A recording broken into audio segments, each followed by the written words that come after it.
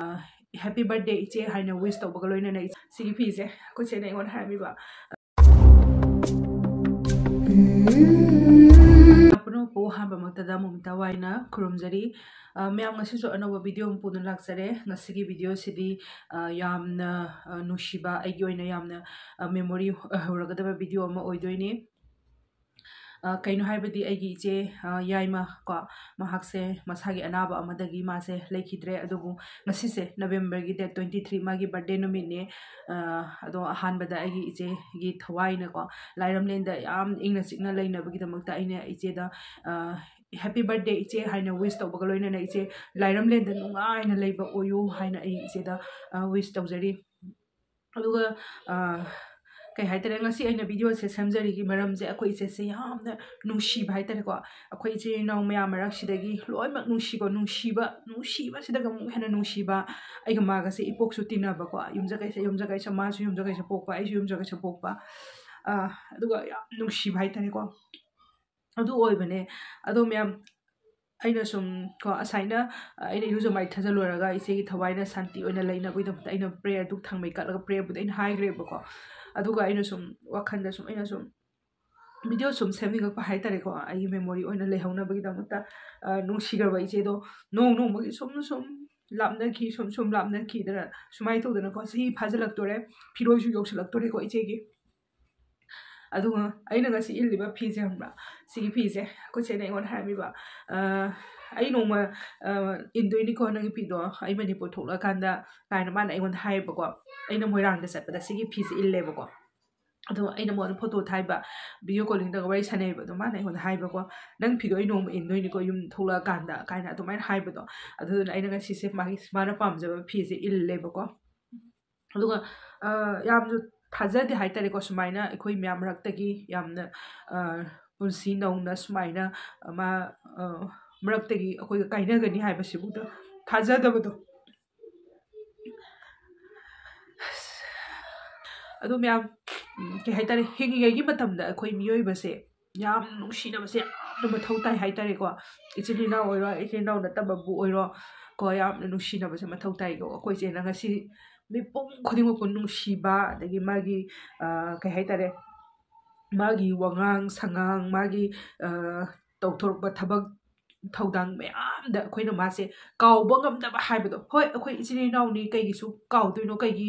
kawdoino haibado nataba ko akhoi ichini naw mayam marak sidagi akhoi se kai gumma matana si kai gumma tawsi haba matamda akhoi ichena hane ekdam mangjing tharakpado adu oyeba ko ado khoi se gi magi top magi keno amasu leijei ba gyan knowledge ko amasu leijei ba ko ado khoi se sumaina leikhiro haibasu thajade haitare ko iche se saba thakpada yamna chekshin ba aduga haitare angang oiringai dagi ko khoi ni he khangpadagi khoi se yamna ma se kano sanarami ko taekwondo sanarami masana da sudum kai haitare thawai yaujaram bado adumaina oibo sana khona bagi lamda su aduna sinjakta baksa sasanba adagi akhoi morok se saninge hairaga dong hita sasanba adagi adugumba amta tawde ko akhoi se di aduga saba thakpada su yamna adagi thabak thoram khudimata masana yam section mane du ikhang khangdara ma se narakhiba aduga narakpadagi di ko sumaina khon myam raktagi lapna sumaina chatkhiba sidaisida suki matik nungai taba haitare ko adu kai haitare akhoi se leinge da akhoi se dum punna akhoi sinau myam se video calling da ni khangde adagi conference da ni khangde akhoi myam se loina akhoi sinau mapan mak to wari sanaba dum yawe ba ko akhoi mapan se dumaina video calling da ama samnaraga yumdegi akhoi ma akhoi moi pulap leiraga akhoi na mathang dumai tawraga akhoi pulap ka dumaina wai sanaba dei nupi taruk se wai sanaba dumai tawraga lakhiba myam do akhoi se leitaba numitagi akhoi se pulap kaino oina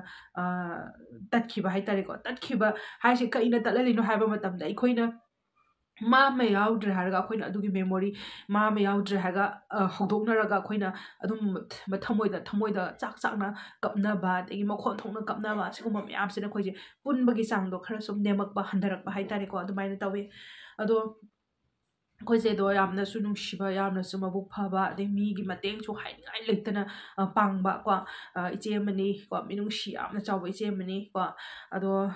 adugi su mathakta ko khoise do school अखोई चेजे ओजानी को school दा मी खुदिंग मंगना मासे नुंगशिबा मी मा ओइबा हाइतारे को सिंथानिगाई वहाई लेते हाइतारे को इसे गिदमक्ता पुनिंगदा अदगी लापना दुम सोंजबा पुनिंगदा दुम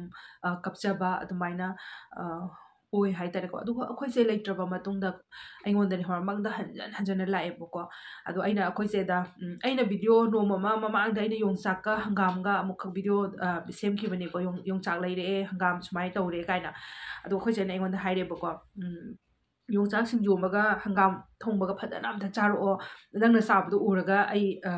तिन योट केना अखोइ सेदी साबियादे अखोइ सेदी किडनी ट्रांसप्लांट तौबनेबको किडनी से अमुक्तंग नतेको किडनी से सेकेंड ट्रांसप्लांट तौरबनेबको अहानबा ट्रांसप्लांट अमु तौरे अहानबा ट्रांसप्लांट दो तौरकांदा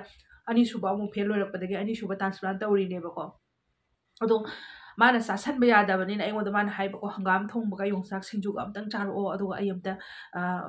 tin kut kut yo le yenge ka hana ngasi se dumai na hairam ga ma se nonga laga leikida ba haitare ko aduna ai ngasi phawba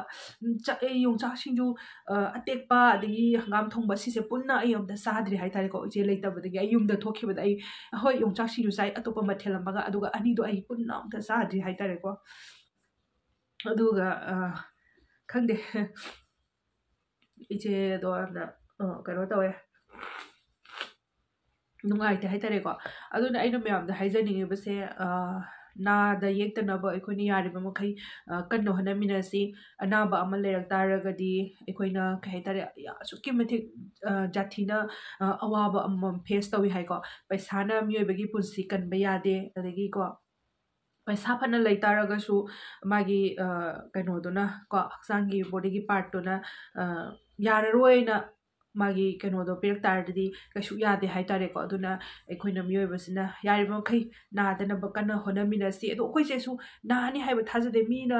हाइड्रने साबा पकाम कामी नानी ने हाइबदो अदुगुम्बा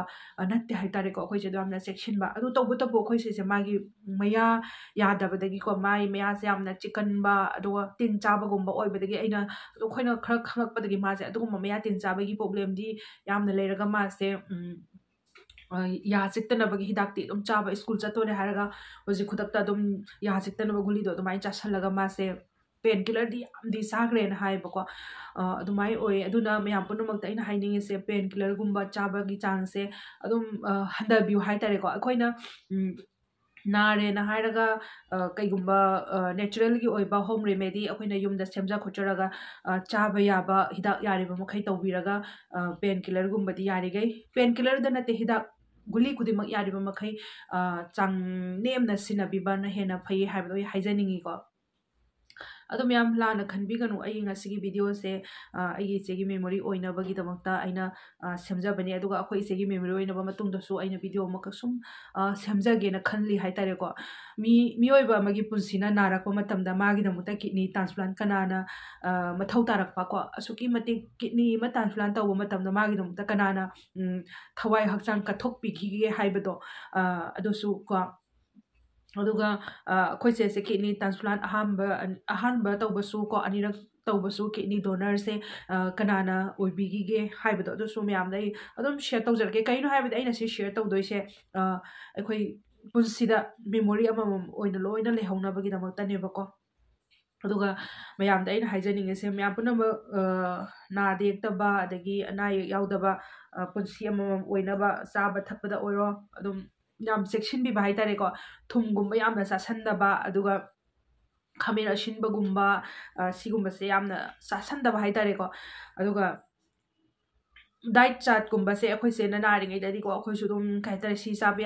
ade adum khangi khoi choina kainom sare ha jo khoi choina dum tanglakpado adu tawrame ado hojikti khangde khatang adum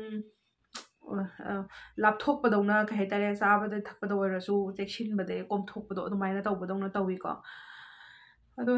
sini do myam video sida soikiba lankiba yaragosu ngakpigani nungai tabana henba adagi haigidabana kaino khangdaba hainingba wana atopa ama adumaina adum tawba dumaina tawe adum yam ngakpigani ado ngasigidi video se saimatang loishandirage aduga mathang amu anu video madam myang puna mu thingnarasi. Thank you so much for watching. Bye bye.